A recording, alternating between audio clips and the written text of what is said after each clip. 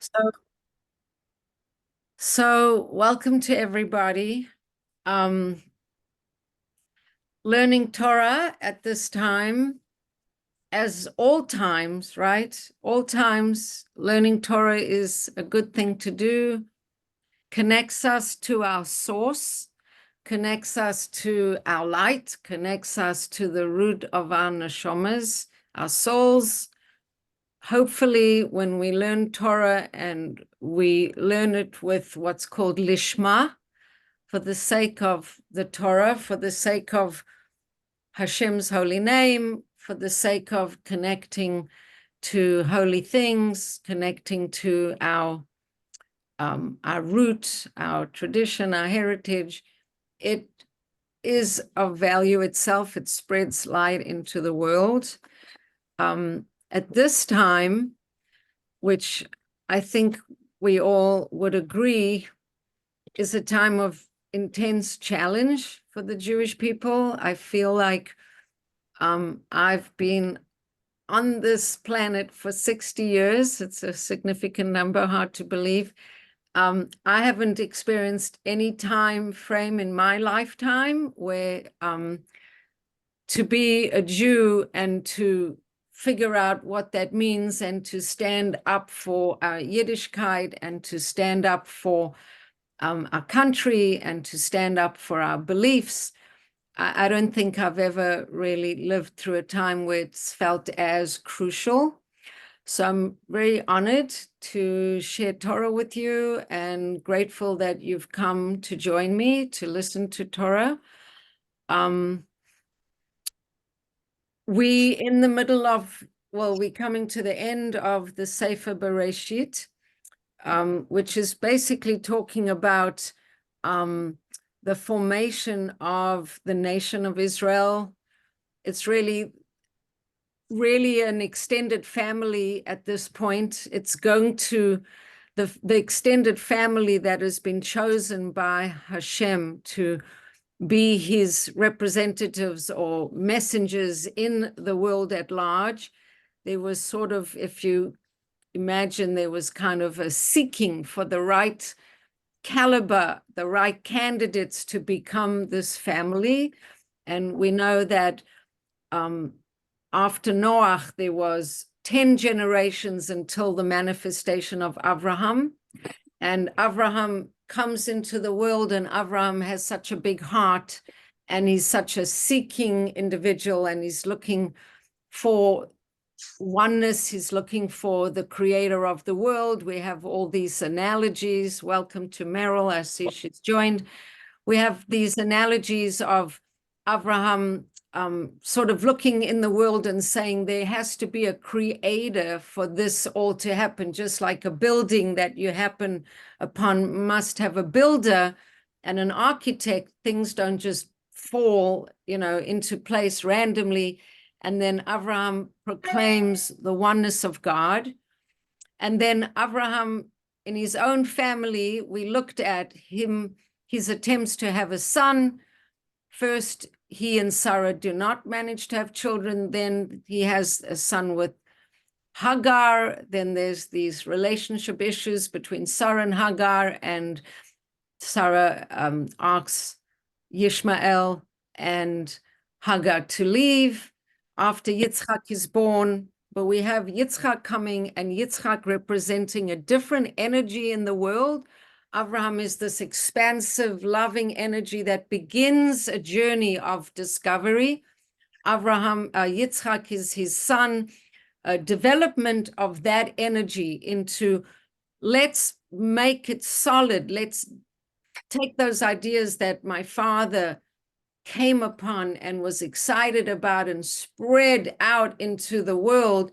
Let's take those ideas and make them more solid and give them kind of a strength and a stability to it. So Yitzchak representing Gevura. And then Yakov comes along.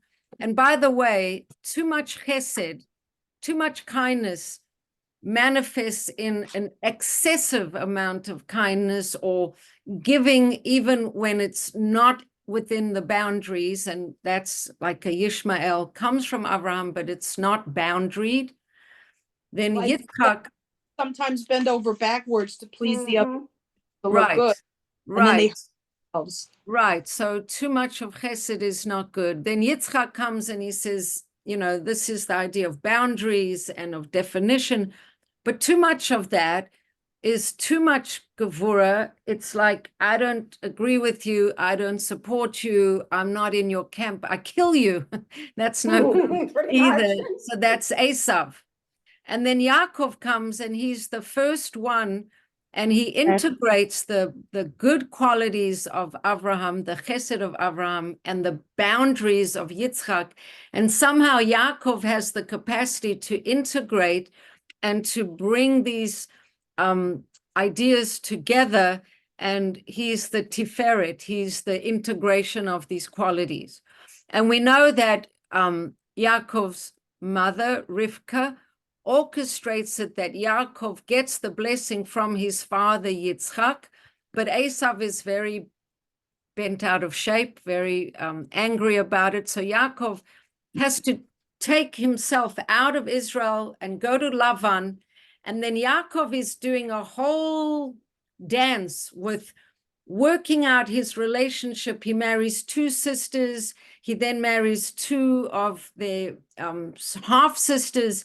And he's really navigating and working out his relationship with Lavan and doing a whole lot of, a whole dance. But whatever it is that he does, he emerges from all of that completely intact, his holiness intact, his identity intact. He says, I lived with Lavan, but really I managed to keep all of the mitzvot. And when he goes back to Israel and on the way he faces Esav again, he's a person who's managed to navigate through all of those challenges.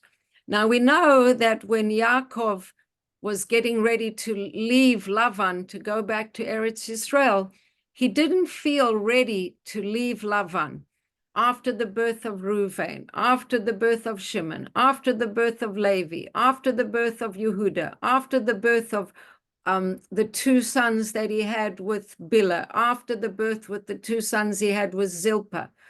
But when Yosef is born, Yaakov intuitively feels that Yosef carries this capacity to navigate difficult circumstances, to incorporate a mixture of experiences, to live in a complex world, to hold your identity even in the house of Lavan, even with 4 different wives, even while Lavan is trying to cheat one, Lavan being the symbol of the outside world.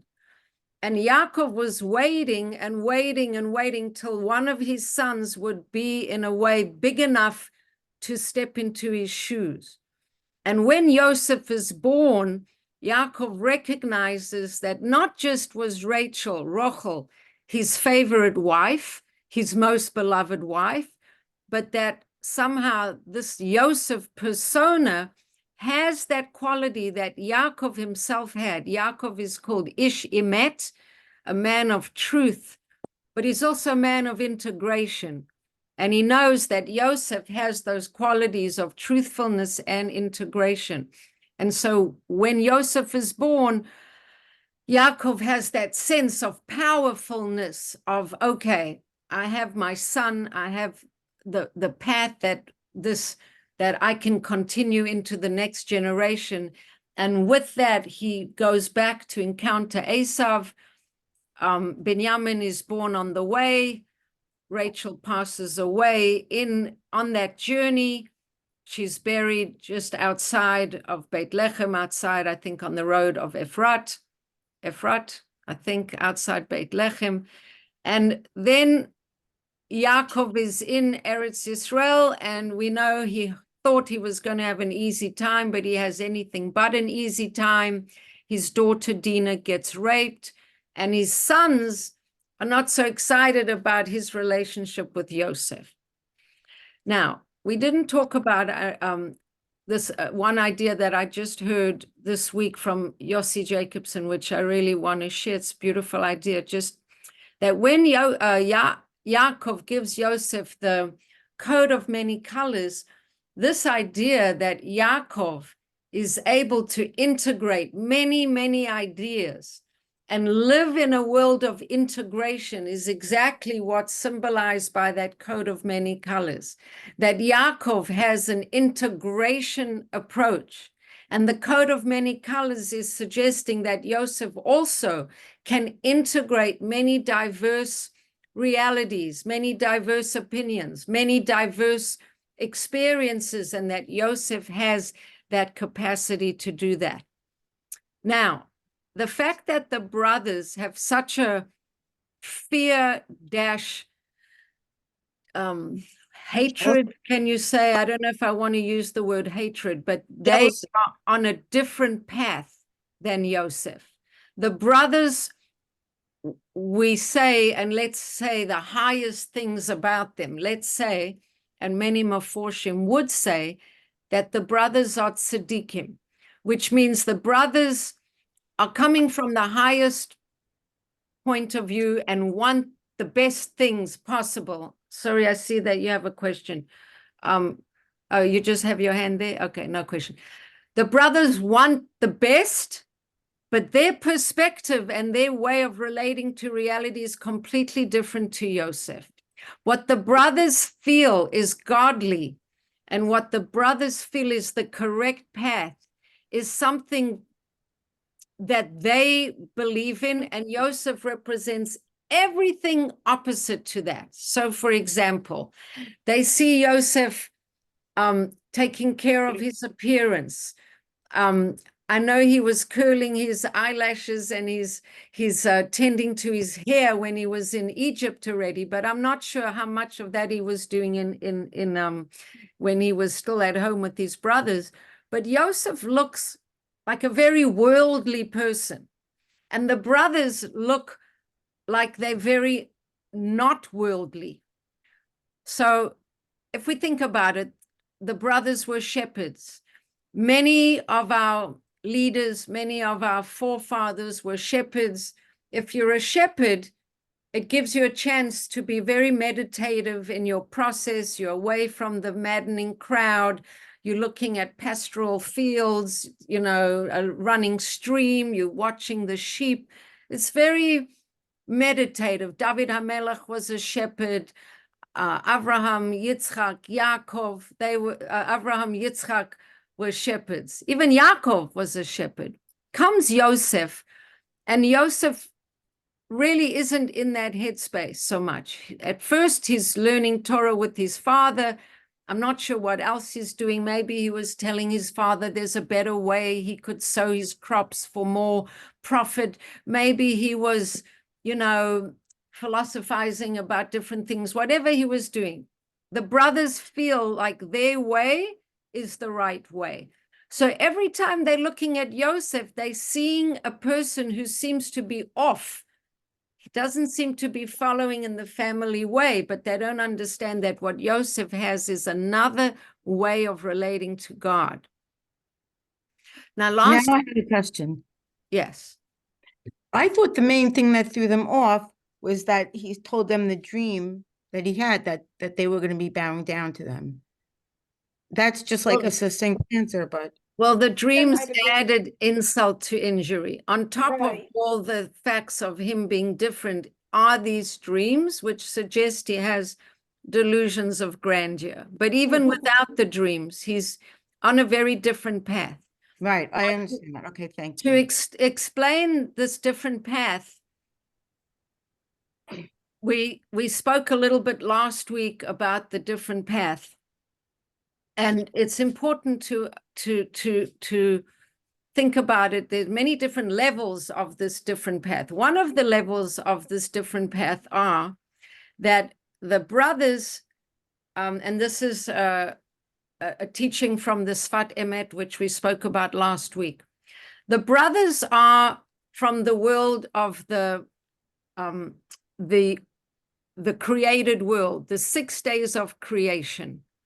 The 6 days of creation what are the purposes of the 6 days of creation, the Olam Habriya, that in the world of creation, we're here in the world to fix the world.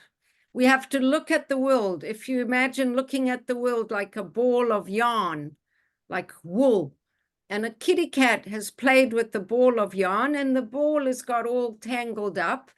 And now we're looking at this ball of yarn, and we've basically got to untangle it. We got to try and take out the knots. So after Adam and Chava were in Gan Eden, we come out, and after the tree of life and the tree of knowledge of good and evil, everything in the world, and I've taught this many times, after Adam and Chava ate from the tree of good and evil, a change happened in the world in our ability as a human people to perceive what is good and what is evil.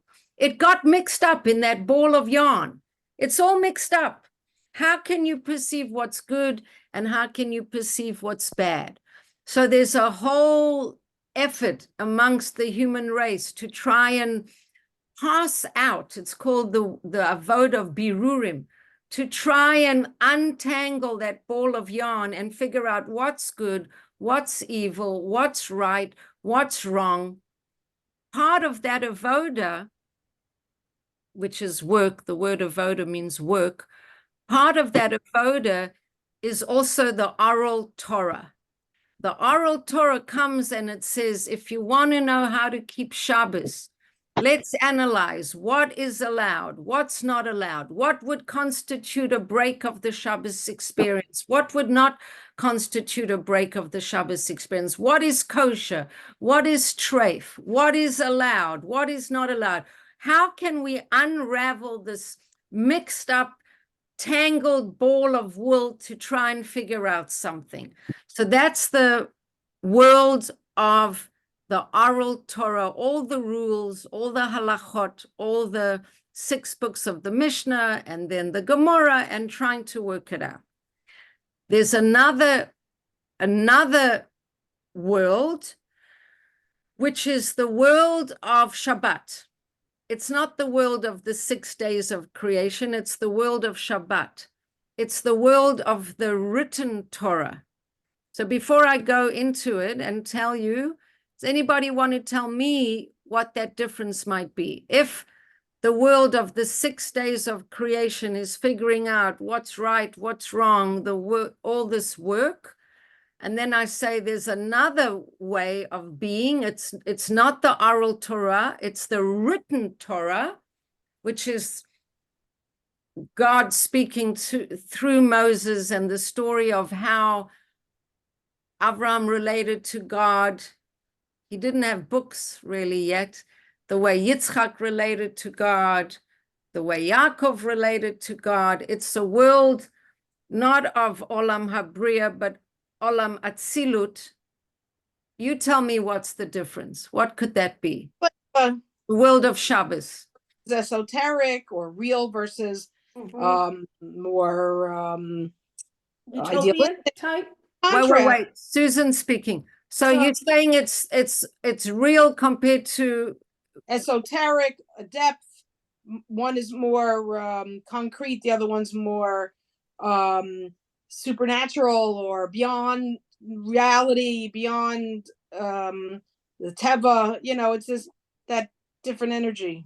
Okay, that's one suggestion. Anyone else? Thank you, Susan, for that. Any other suggestions? What could be the difference between a world of the 6 days of creation compared to a world of Shabbos? It's complete. Oh, who said that? Me, Sandra.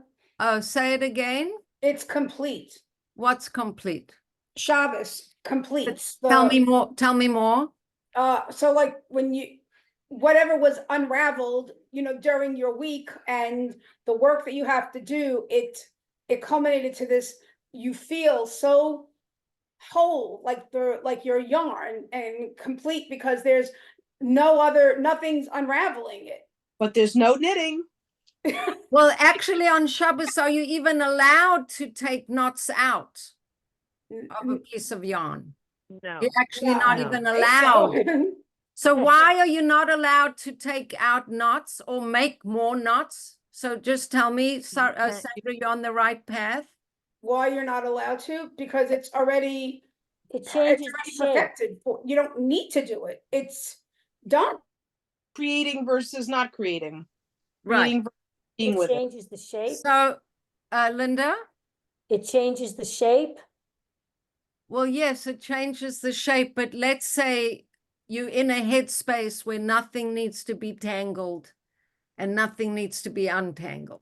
It's all in a state, like Sandra said, of completeness, of Gotcha. perfection, let's say. Okay. So the 6 days of the week are days of work to untangle the yarn, to extract the godliness out of hidden places, to work studying the Torah and the halachot and all of that. That's one path. The path of Shabbos is the path of the Avot, not the brothers, but the Avot, the Abraham, the Yitzchak, the Yaakov. They didn't have Torah yet. Torah only came with Moshe. Even though the brothers have a path that's kind of Torah learning path, they connected to, but the Avot, Sorry, how did they something know? happened with How my did they computer. know right and wrong? How did they know? Not the brothers, but let's say Abraham, Yitzchak, and Yaakov. How did they know?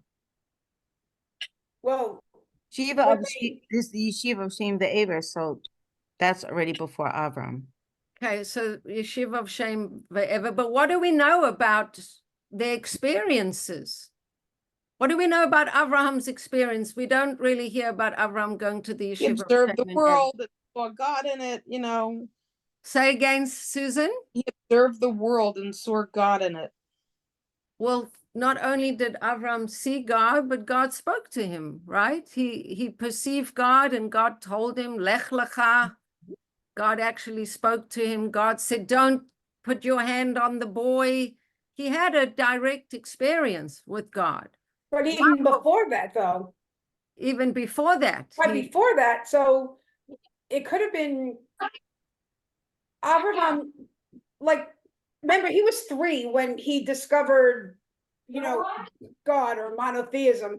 And if he was, remember, he grew up with idols, and when he saw that probably idols wouldn't do anything if he asked it to, hence he figures there has to be something more or above that would. right. So he intuited, he searched, and then he had a direct experience with God. Yitzchak was on the altar of the Kedah, but Yitzchak, do we have an experience of Hashem talking to Yitzchak? Not sure, but Yaakov has his dreams. He has the dream of the ladder going up and down. So Yosef's experience of God is very different to the boys, his brothers, because Joseph's experience of godliness is more like a Shabbos experience and less like the 6 days of creation experience. For Yosef, everything is one. It's all integrated. Yosef can be in a dungeon, he's with God. He can be in the palace of Potiphar, he's with God. He can be talking to Pharaoh, he's with God. Wherever he is, you can't really throw Yosef any place where he's not. All the wording about Yosef is going to say that he was blessed and he was present and Hashem, he's with Hashem all the time. And he wasn't holding a resentment towards the brothers and basically said it all's from God. So Right. I'm And he angry. doesn't hold resentment. So when we had that big interaction last week between Yehuda and Yosef, to me, it was one of the most profound pieces of Torah that I've learned in a long time. When Yehuda comes in front of Yosef and Yehuda stood in front of Yosef. It's like it was a confrontation of two very different paths, very different ways of being. And on one level, we say it was, Yehuda took responsibility for Binyamin, his younger brother. He stood assertively, he stood and he was strong. And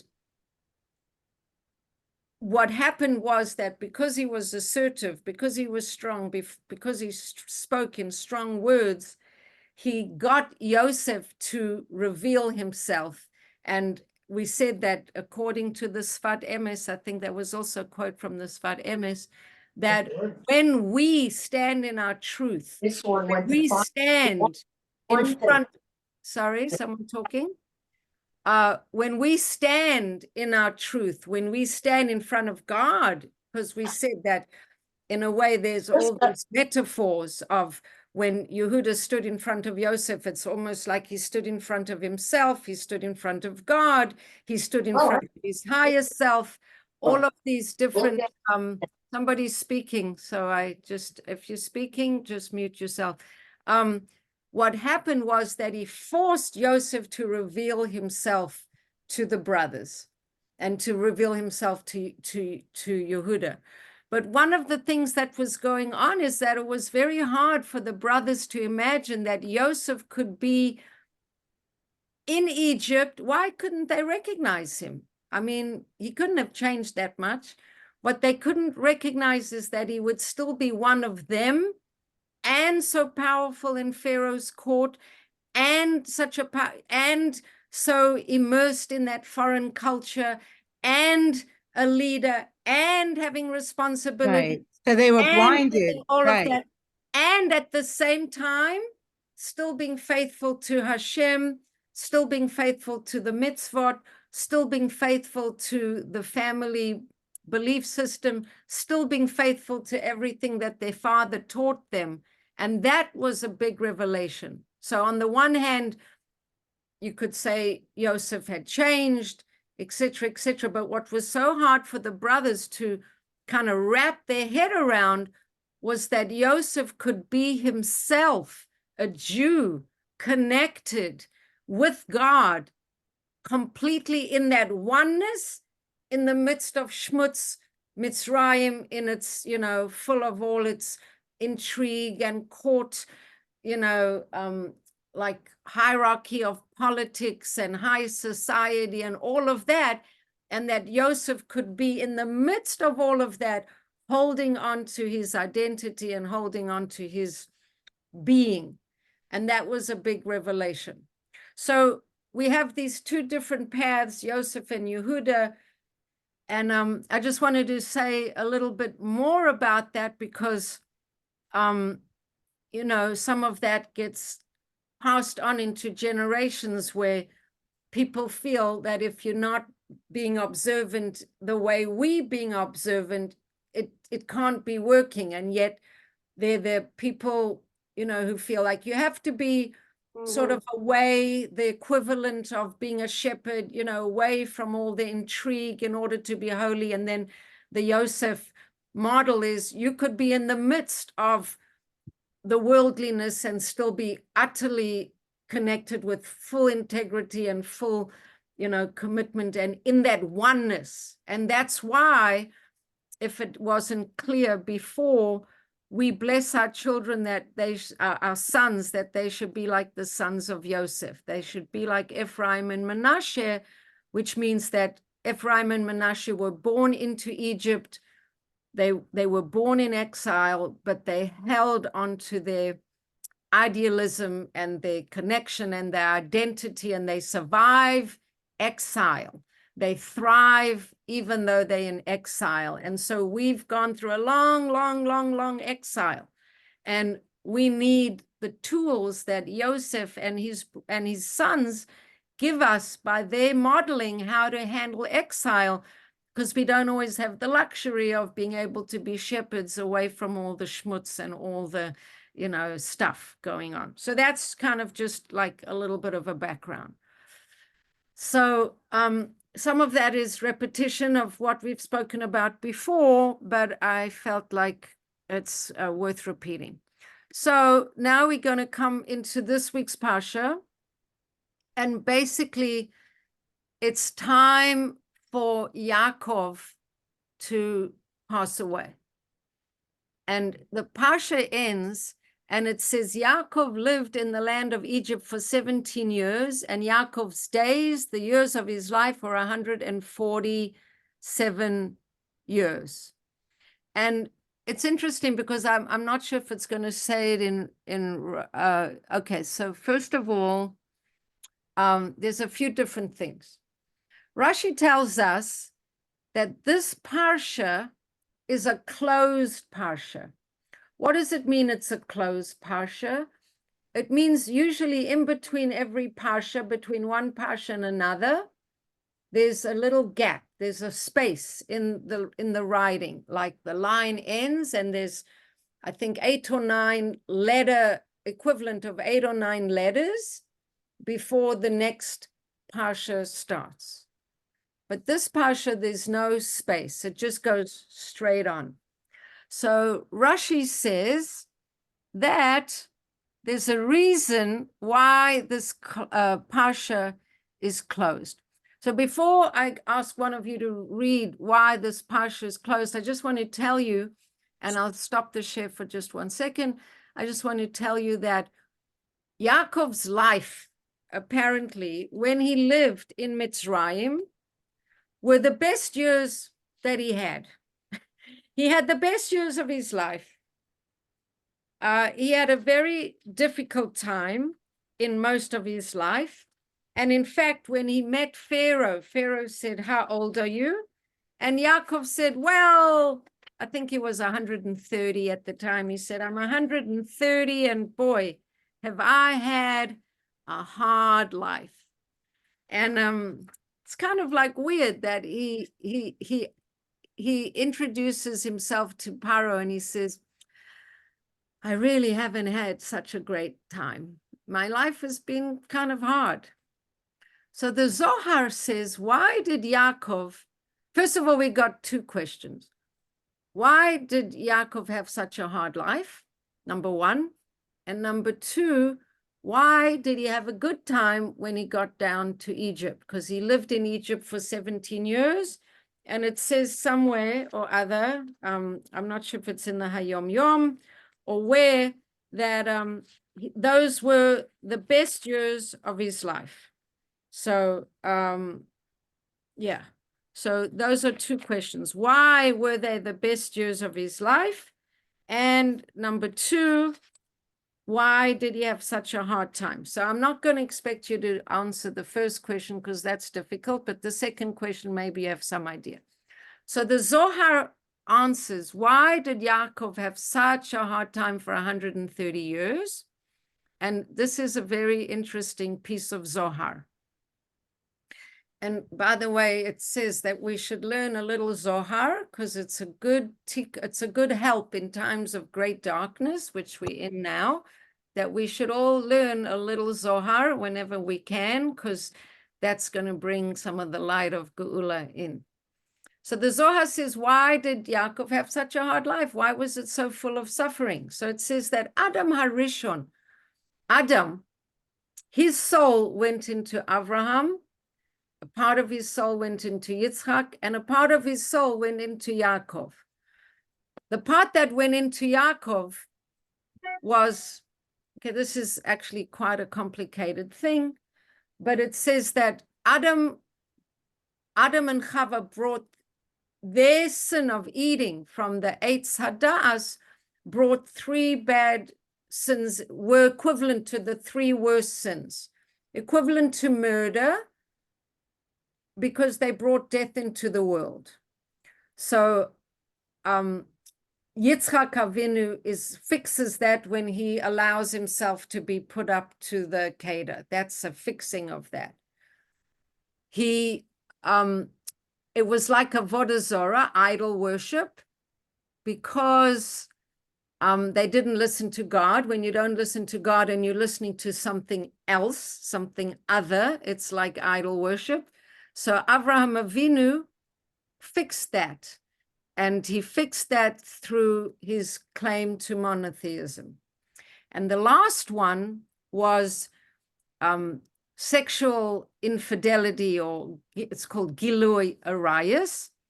And Yaakov was the one to fix that, because he worked for 7 years for Rachel and he worked for 7 years for Leah, and he fixed that.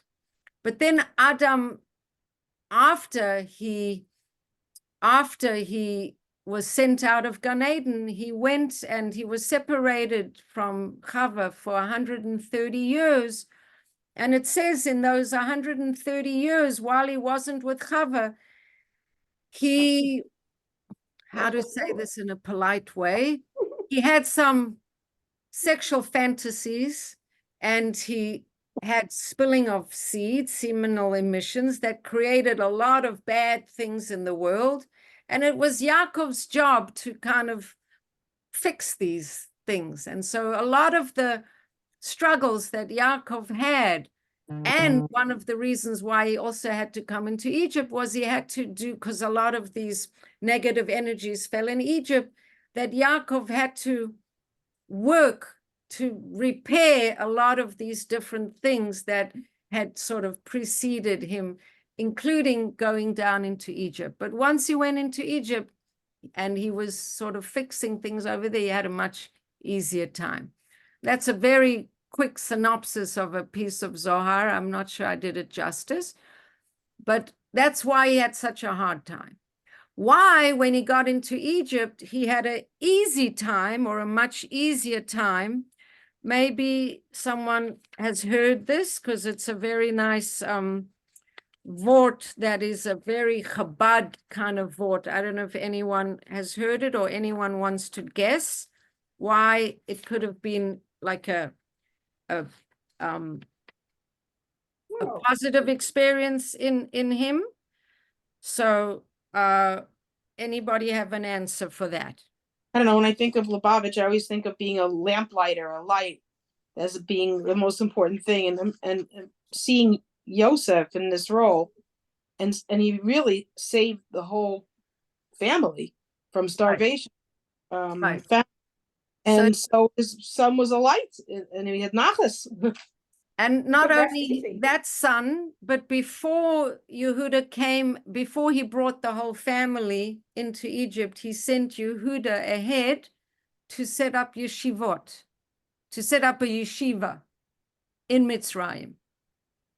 So I'll just read it. I'll read it. There's a beautiful saying, and I'll bring you the whole story. He opened a God house in Egypt. Exactly. So if you're a Lubavitcher and you open your Chabad house in Egypt, or even in Gaza, Gaza. right? God. What greater joy is there than bringing light to the place of the deepest darkness? There's no greater joy, really, because as a Chabadnik, or a person who understands that our shlichus in the world is to light up the dark places. So when Yaakov's family was in Egypt and they set up a yeshiva and they were learning Torah there, they really fulfilled a piece of why we all come into the world. That's basically the idea. So I'll read it inside. When Rabbi Menachem Mendel of Lubavitch, the Tzemach Tzedek, was a young child, he asked the following of his grandfather, Rabbi Shneur Zalman of Liadi. Granted, Yaakov was happy to see how Yosef had remained faithful to Jewish values, even in Egypt, which was the embodiment of decadence. But even so, how could the best years of Yaakov's life be those that he lived in such a decadent and disgusting place? Rabbi Shneur Zalman's answer was that Yaakov had sent Yehuda to set up a house of learning so the family could study the Torah in Egypt.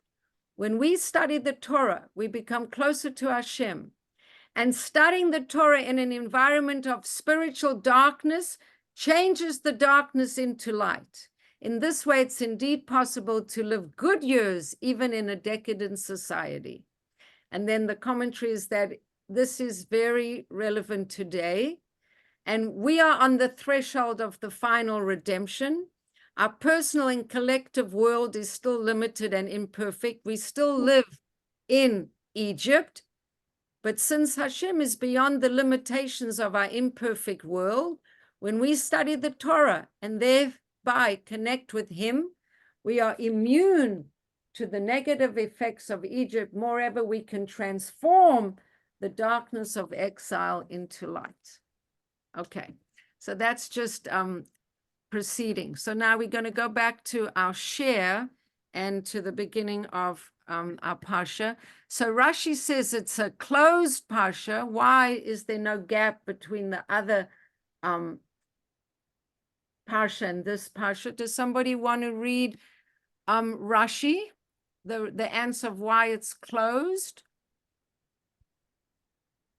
It's this, and Yaakov lived. Jacob And lived, Yak- Yaakov lived. Okay, you Yeah. go, Link, it's okay. And Yaakov lived. Why is this section completely closed?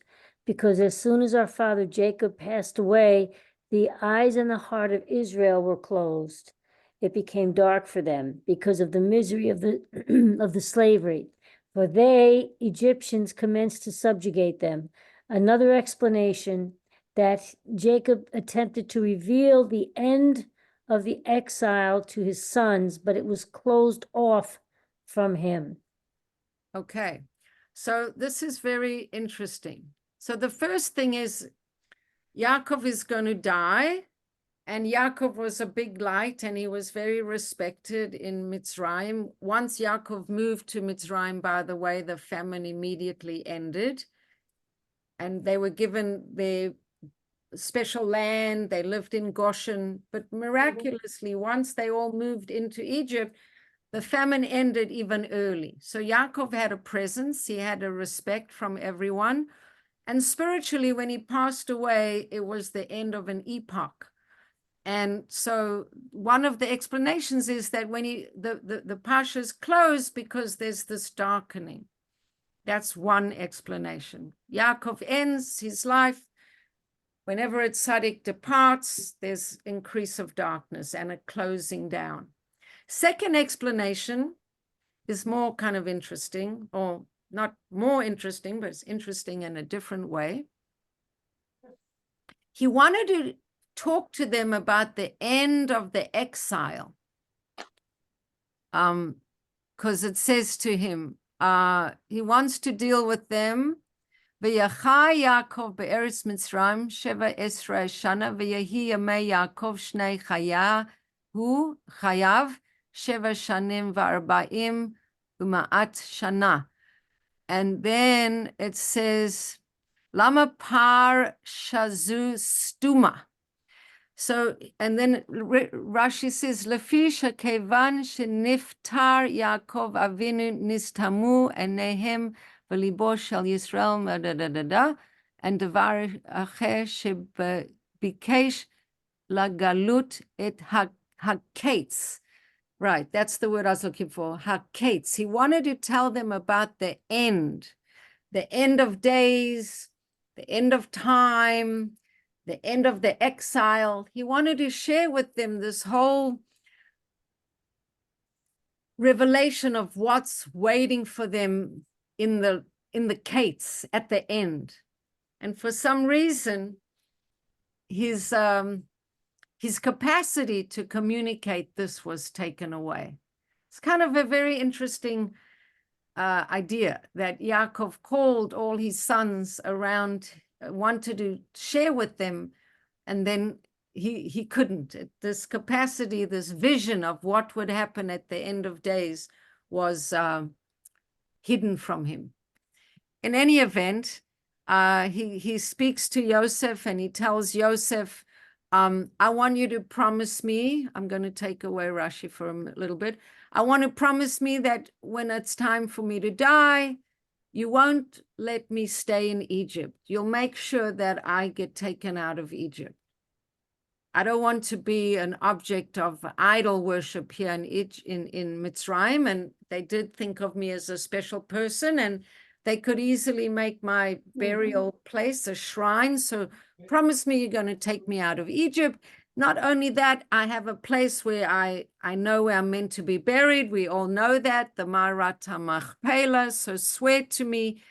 And then it says, and Yisrael prostrates himself to the head of the bed. And it's like, who's he bowing down to? And it says the Shekhinah was already hovering by his bed because he was coming close to his death, and the Shekhinah was there. So in a way, he's bowing down to Yosef, but he's really bowing down to the Shekhinah as well. And then we have the story that Yosef takes his, somebody comes and says to Yosef, your father is ill. And Yosef brings his sons to Yaakov, and Yaakov is going to bless both of his sons, Ephraim and Manasseh. And he says, you know, I buried your mother on the road here on the way to Efrat in Beit Lechem.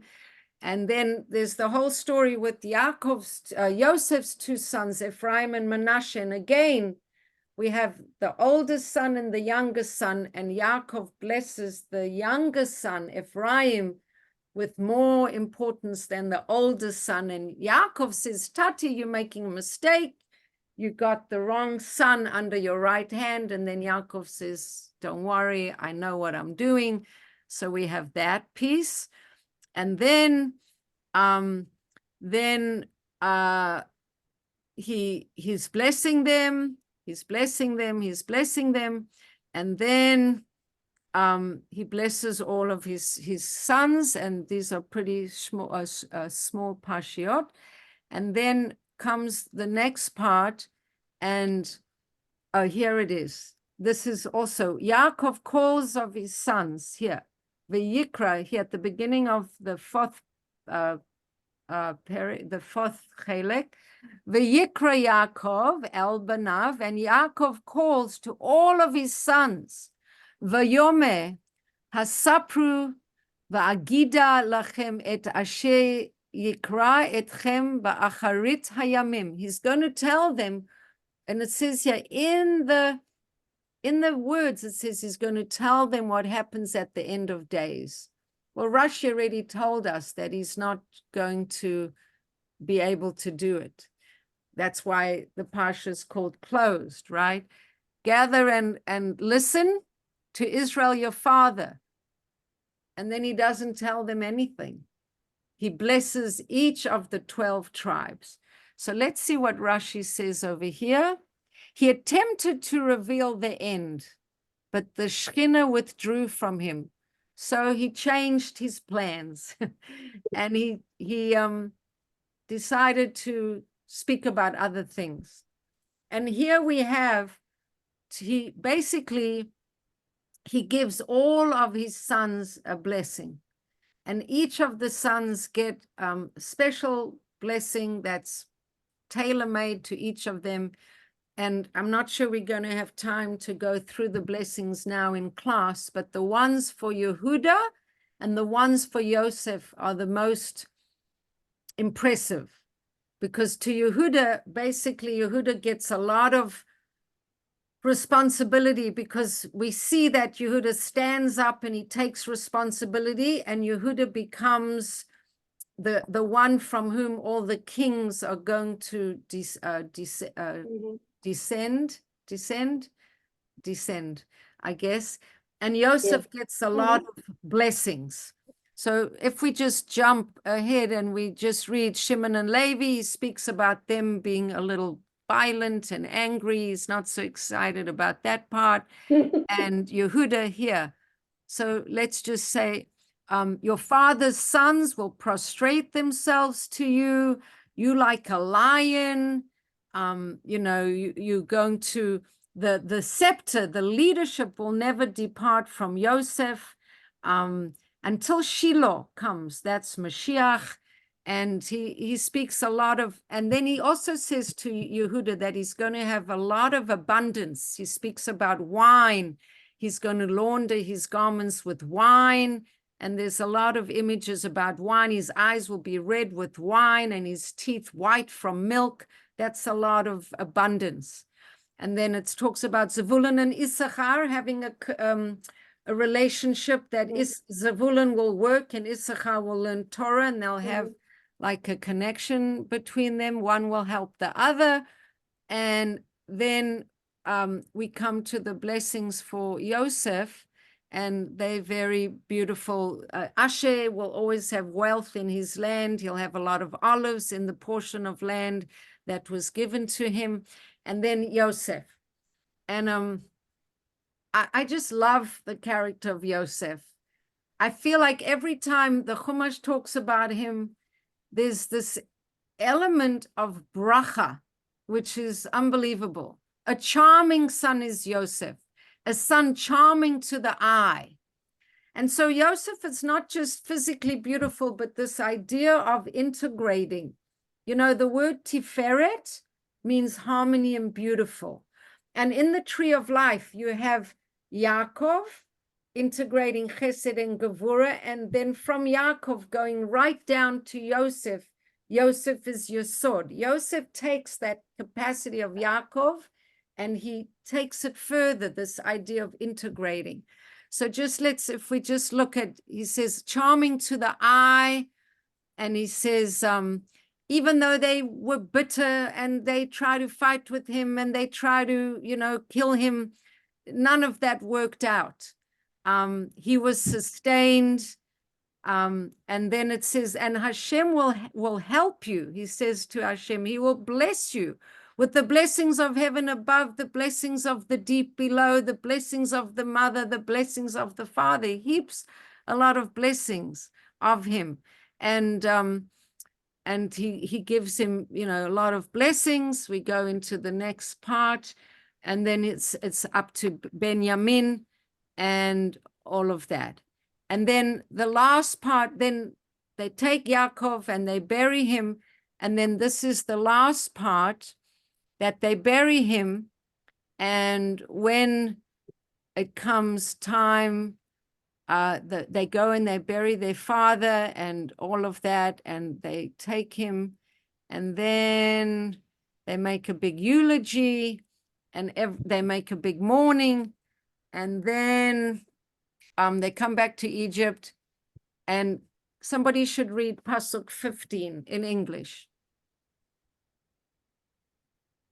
Somebody want to read Pasuk 15? Sure. Now Joseph's brothers saw that their father had died, and they said, perhaps Joseph will hate us and return to us all the evil that we did to him. So carry on reading. So they commanded messengers to Joseph to say, your father commanded us before his death, saying, so shall you say to Joseph, please forgive now your brother's transgressions and their sin, for they did evil to you. Now please forgive the transgressions of the servants of the God of your father. Joseph wept when they spoke to him. So first of all, they made that up. The father never told them anything like that. They made it up, but they were so nervous that Joseph would bear a grudge. And they said, your father said you should forgive us, but they didn't have to worry. So they come up to Yosef, they say, we are your slaves. And Yosef says, and this is such a beautiful thing. Let's read it. Pasuk 19. Someone want to read? Someone else want to read? Pasuk 19. Linda, are you getting ready? Joseph said to them, don't be afraid, for am I instead of God? Keep going. Indeed, you intended evil against me, but God designed it for good, in order to bring about what is at present to keep a great populace alive. So this is the ultimate belief in whatever happens was meant to happen. Don't worry, guys. I'm not going to take it out on you. God, and there's a beautiful Rashi on this, that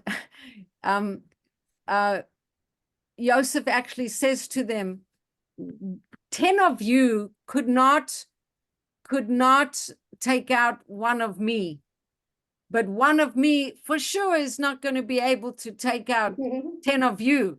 So you don't have to worry. You don't have to worry. Everything's going to be good. And he says, would I even be able to harm you? I mean, Hashem designed all of this. Don't worry about it. Hashem designed it all. And that's Yosef, always seeing God's presence in everything. Do not fear, I will sustain you and your small children. And he comforted them and he spoke to their hearts. And Yosef lived in Mitzrayim, and he and his father's household, and Yosef lived 110 years. But then it says Yosef passes away. And he saw the children to the third generation born to Ephraim. But he says to his brothers, I'm going to die. Hashem will surely remember you and take you out of this land. And then he says, please make sure you take my bones with you when you leave. And Yosef dies at the age of 110. And there is just one question. And why did Yosef die before all of his brothers? And why did he die so young? He wasn't the oldest brother. He died before all the brothers. He was actually the second to youngest brother. So it's just the Talmud teaches us, and I just will end with this, but the Talmud teaches us 3 different behaviors shorten a person's life. And even though Yosef was such a tzaddik, and he saw God in everything, and he saw the brachot, and he always saw hashgacha pratis, the Talmud does say the following things. One of the things that shortens a person's life is putting on airs, acting superior to others. He did a bit of that before he grew up and became more mature. As incredible as it may seem, our sages say that Yosef was a little guilty of that. Also, the Midrash says Yosef was punished for listening silently to his brothers, referring to their father as Yosef's servant. So people on Yosef's level are punished very severely for very subtle misdemeanors. He was silent when the brothers spoke about their father. They said, our father will be your servant. And then the Maharal says that having an attitude of superiority, even if it was subtle, isolates a person from the rest of the community. And anything isolated is always less enduring than when it's part of something greater. But listen to this last piece. This is very interesting. The Maharal explains that the simpler meaning is the less opposition there is to its existence. The less opposition there is, the longer something will exist. It turns out that Yosef's shortened life was a natural outcome of the opposition to him. It's kind of quite intense to imagine this, that even though he did so many things right, the fact that there was negative energy directed against him somehow had like a spiritual impact on him, and he passed away younger. I don't know if what I think about this, I came across it and I thought I would share it with you, because Well, it everything sounds- to me about Yosef seems that he was so blessed always, but he did go through a lot. He was separated from his family. When you're separated, you do have less resilience. You have more stress, communities, and we know even from our science today, the more you're in community, the more you have support, the more you have good relationships with the people around you, the more your immune system, your whole physical system will thrive. And Yosef really spent so much of his life hated by his family, abandoned by his family. And then when he was viceroy of Egypt, he had all this power and authority, but it wasn't easy. He was kind of alone in his power. And, you know, even though his father came and his father had good times, his brothers were still a little suspicious of him. So all that kind of took its toll on his physical vitality, and he actually ended up passing away earlier than his brothers. So that's a little piece of the Maharal there. So a lot of ideas about Yosef and different ways of serving God, and Yaakov wanting to share about the exile. One of the explanations I didn't share with you of why he didn't share about the exile, that kind of they had to go through it. Maybe Yaakov had awarenesses and insights that maybe would have changed who knows why, actually, I Mhm. don't even think I'm going to share that. Who knows why it was hidden from him to share, things that I guess there was something about what he wanted to share that for one moment he thought he had it and he could Mhm. share it, and then he lost it. But after this Yosef passing away, we know everything's going to change, right? From next Right. week, a new Mhm. Pharaoh comes, doesn't remember Yosef, doesn't want to remember Yosef. The whole climate of the Yidden in Egypt shifts, and we're going to be dealing with all this oppression and hatred against us and slavery, and it's going to be rough. So this is, we're wrapping up the story of Bereshit and the Mhm. formation of the people. These 10 tribes become the basis of the nation that are thrown into the cauldron, right? Egypt slavery is like the melting pot in which we get cooked and come out a nation. So we have all the ingredients. The ingredients are these 12 tribes and their descendants, and then that all goes in a pot, and the fire gets turned up, and the cholent is the cooking, and what comes out is we a nation. But we go through a lot of heavy stuff. So we're ending up Pasha Bereshit.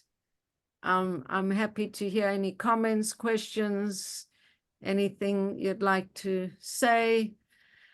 Okay, let's start with Suri. I'm really asking a question this time. Yes. First of all, it always disturbs me when Yakov wants to share it, just because we want to know, Well, even we weren't given that schus. He wasn't given the schus to Mhm. share it, and we're not given the schus to hear what he was going to say. right. It's just very frustrating, which everyone already knows that it's frustrating. And also you were talking about, I don't remember what you were saying, but then you were saying about the times of Mashiach, but it said Shiloh, and you said that's referring to as Mashiach.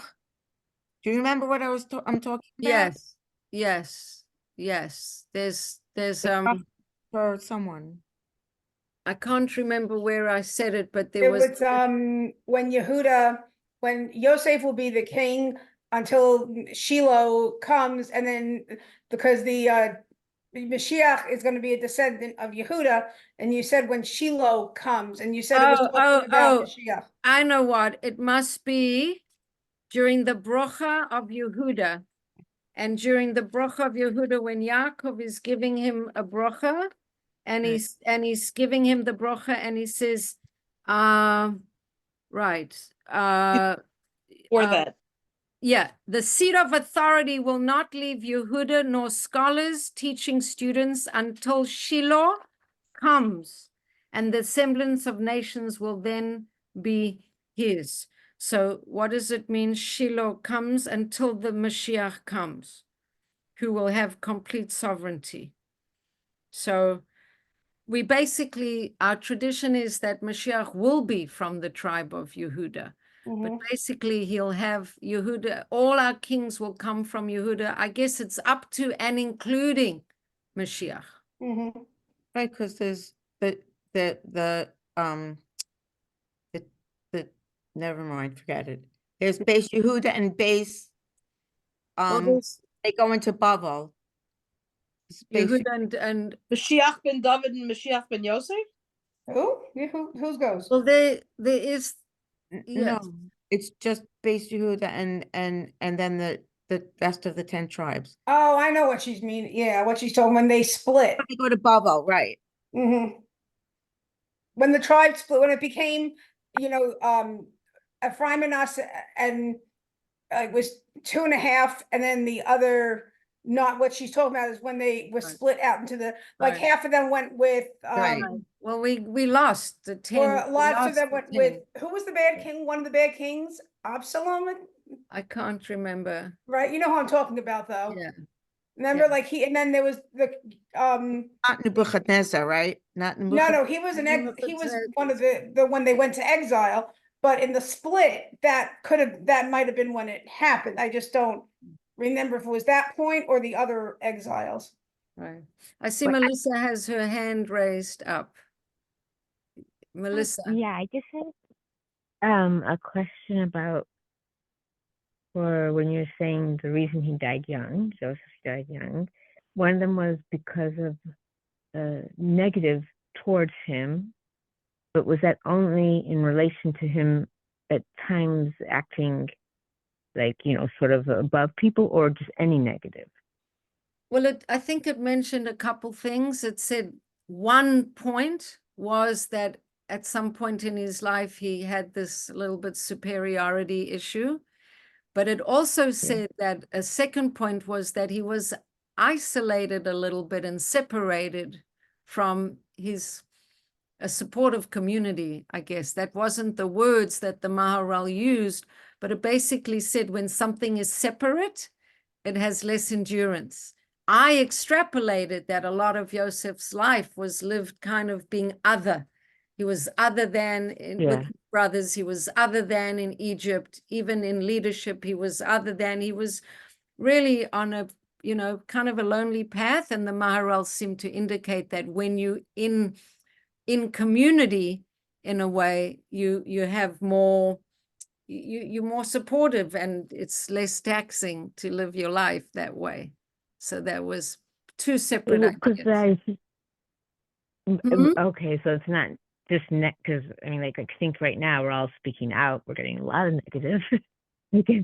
Sorry, so I it's not just didn't hear that last comment. Well, a few things I was thinking. One was it's just negative in those situations because like we're all receiving a lot of negative because we speak out right now. We've been speaking out for a long time. Yeah, but then I was thinking another thing is that's why go it's ahead. really, that's why I think it's really important that we should gather and find places where we can be in community, where we, even in this class, we're gathering together to be strengthened by our stories and our history, and wherever we can be And in our experience. community, I think that gives us strength. If we're only fighting all of this battle on our own, it's distressing, it's stressful, it's uncomfortable. So even more, while we're in these stressful situations, to come together whenever we can, which is why I'm having a unity concert, a unity and solidarity concert, February 11th, where I'm trying to pull women from all across Rockland County, Jewish women, to come together for solidarity and unity, because we feel good when we can come together. So I'll send out information about that. I've only got, I know it's not right away, it's only February 11th, but the prices go up January 11th. So try and book your ticket before January 11th. I know it's $55, but really think of it as $35 and then $20 for a donation, because we're raising money for Israel. So anyway, everybody has to go. I don't want to go too long. So if there's any other comments, otherwise, if you need to leave, don't feel like you need to stay. Everyone can, we are already 15 minutes late, but it was great to have everyone on. You know why I brought up about the separation, right? Because you were saying that Mashiach will come through Yehuda, and I was pointing out that the 10 tribes were lost, and Yehuda was the only one that was left, and that's why I brought it up. Because the 10 tribes are lost, and Yehuda is the only one left, so that's how we know Mashiach. Oh, okay. Thank you for that clarification. Can I just tell you something, Bracha? Sure. Please. Say, it's very interesting because from your class last week, I just, this is just a personal thank you to you. From your class last week, you were saying it'll be great if we memorize something from the Tanakh or some kind of psalm. So I literally took that really seriously, like even at the end of the class. So today I was going through, this is so silly of me. I have no idea why I was even thinking of this, but I was in Queens and I was going through a really long, very like narrow place between buildings. There's no way to describe it. It's like a gross, disgusting alley. And every time I walk through, I'm usually with someone because, you know, I go down to Queens with my mom. So anyway, today I was by myself, and I just, walking down that alley was so scary. It was almost like my heart was in my chest. I'm like, I just feel like this is not a good idea to go down by myself. And I just started singing like a lunatic in my head.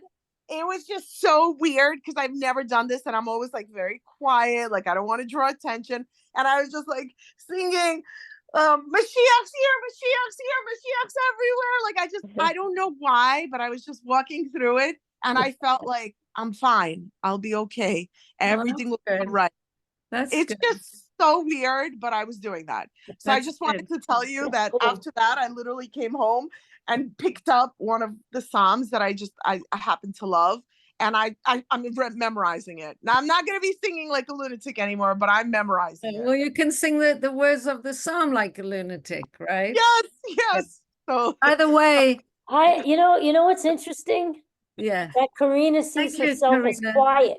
Thank you. oh, Honestly, I have to tell you, only because you know me, so I'm always like vocal, and I'm always like animated with people that I know. With people that I don't know, I'm usually like, I have to see if they could take me, right? Like, right, my energy level. So I'd rather be quiet and let people not know how like crazy energy I am, and just like very quietly and observe. So Well, yeah. I really appreciate you sharing that story. It's a great story. Yes, And it is. there's also a concept of a pocket Torah that Reb Shlomo Carlebach taught, that you should always have a Torah piece in your pocket. Like I don't mean like a piece of the Torah, but like a vort, like a little Torah teaching in your pocket, because you never know. You might be at a l'chaim, or you might be at a bar mitzvah, or you might be out for dinner with someone, and it's good to have a little Torah in your pocket that you could just put out. He calls it a pocket Torah.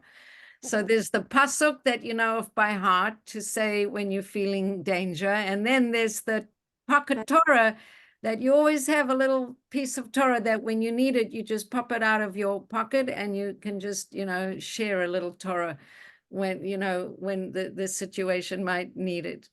So That's perfect. That's And, good. and I just have to tell you, you're literally writing yourself an assignment, because that would be something so beautiful to give out at your Unity concert. Imagine leaving and a giving Yeah. a little laminated card with what you're saying, that little Torah, Torah in your pocket, a little laminated card is a gift. And if you do that, I'll help you. I'll help you sponsor it. I think something like that would be an amazing like little gift for everyone. I think that is great. Meantime, I know people don't like to make decisions so far in advance, but I haven't seen like a lot of people buying tickets. So if anybody has any suggestions or ideas, I'm going to make a more appealing flyer, and it's on Ticket Leap, but I will have you could book tickets if you go to Ticket Leap and you look for Tiferet Movement Unity Concert, you can find it on Ticket Leap, or through my website, you can find it. But it should be really a fun evening of different coming. kinds of music, food, wine, a Where fun is it? place. It's right next to Walmart. There's a restaurant called Rendezvous. It's a milchik restaurant. Oh, yeah. Okay. Kind of fun, and I'll bring extra wine. And I think it's going to be really fun. So spread Make the sure word. to write there. that on the I'll be there. flyer. I'll bring extra wine. Okay. You're Yes, renting out the whole place for I'm yourself? renting out the whole place. Yeah, Aw. Wow. can fit 120 people. Do That's you a want great idea. us to like forward it like on our WhatsApp? Yeah. Forward it Back- everywhere you can. Forward it. I will send it to anybody's WhatsApp with the booking link, and you could send it as many people Yeah. as you can. I have a We'll forward WhatsApp, it. Victoria. I will put it on the Torah Learning Circle chat with the booking link, and then you can send it to wherever you want to send it. Okay. All right. I hope The that helps. prices, I'd really rather you all paid the lower price than the higher price. Yeah, I'm gonna do it. So, yeah, I'm just waiting to get my pension first of the month. yeah, okay. So I'll anyway, do it. have a good What's night, the- everyone. Russell, what's the Good night. pasuk you're supposed to say if you're in danger? Say again. What's the pasuk you're supposed to say Oh, if you're? any pasuk that you know of by heart, you can say Shema, can say anything. Oh, I thought there was a Anything at specific. all. Yeah, no, just anything. I think the teaching was that it's good to have some Torah memorized in your head that you could say. So yeah. So the Malach HaMavos can't take you, something. Well, just so that you Well, you constantly, said it you're purifies the putting place. Torah's light, so when you're saying Thank words of Torah, it's like feng shui, right? Last week we said Mhm. the words of Torah like feng shui, Jewish feng shui. We purify the air around us through words of Torah. Yeah. Love it. Yeah. Thank I you told so my much. brother, I thought All it was right, amazing. everyone, have a beautiful night. Thank you so for much. coming. Thank you for joining. All Okay, the best. Okay. Danke so. thank you. Bye. Bye, Brachala. Bye.